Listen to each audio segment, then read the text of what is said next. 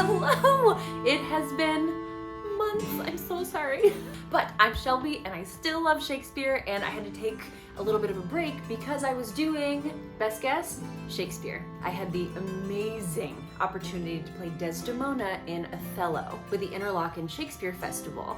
And at the same time, I was also directing an amazing production of all young artists, all high school age, of a new, very bold, vibrant adaptation of Treasure Island. So we gave it a bit of a gender-affirming, drag-inspired twist that ended up being so incredible, and I was so proud of all of the kids. And I just also had a great summer. But I wanted to get back to this and to Shakespeare and to my roots, and also announce something very exciting. I've been coaching auditions for about 5 years, but now I'm officially launching my business called Big Bold Choices, because especially in something like Shakespeare that is poetry and language that requires filling it up with the right amount of emotion and athleticism and everything else that I talk about here on this channel, especially in the tutorials, all of that requires the biggest, boldest choices of every actor, which is why I love Shakespeare. So coming up on the channel, now that I'm back to it, I'm going to record the Desdemona monologues that I performed earlier this summer so that it can be a reference for you if you're preparing a Desdemona monologue for an audition. And I'll do some tutorials on them as well while it's fresh in my head about what all of the words mean, what objectives I was pursuing as I was saying all of these words. And Desdemona has a much larger, much more meaningful part than I anticipated. And I'm really excited to share that insight with you. And I have so many projects that are like this close to being done in the editing process, including a very exciting second interview with David Montee, my Shakespeare mentor, the person who introduced me to Shakespeare and cast me as Juliet in Romeo and Juliet when I was just a baby high schooler. We talk for a very long time about the authorship question. Who wrote Shakespeare? Was it just one person? Was it even a man?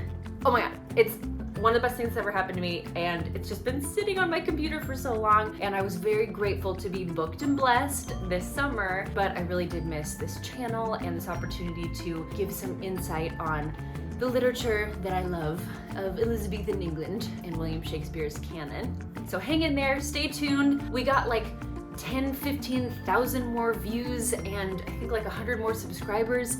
So thank you all for continuing to watch and comment and subscribe, because there's going to be a lot coming out, including info on my new business. And I've been an audition coach for years now, but never really kind of streamlined it into a specific organization. I've just had students come up and say, oh, so great working with you this summer or in that play, and then suddenly they have an audition that they have to prepare 2 contrasting monologues for. Or if you're really preparing for the full college audition process, maybe you need up to 6 monologues. Or maybe you need someone to run your college list by. Or maybe you have your monologue pieces that you love and just want someone to look at before you submit your audition, either your pre-screen or maybe prepare you for the live audition, which sometimes is in person, but a lot of times is online now. And that's a very different kind of audition to prepare. So very exciting stuff. I'm so glad to be back.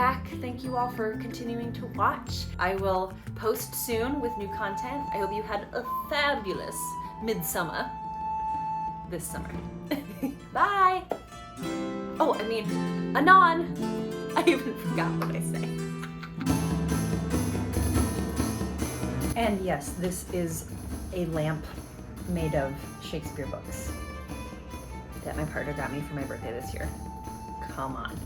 That's so perfect. We have King John, quite obscure. We have King Richard II, which I'm actually very excited to dive into more at some point. King Lear, when I played Goneril. We have Volume 3 of the Modern Riddles Shakespeare, which includes Love's Labour's Lost, Merchant of Venice, Midsummer Night's Dram, and Romeo and Juliet. I actually don't know what this top one is. Oh, Hamlet. I've never heard of it.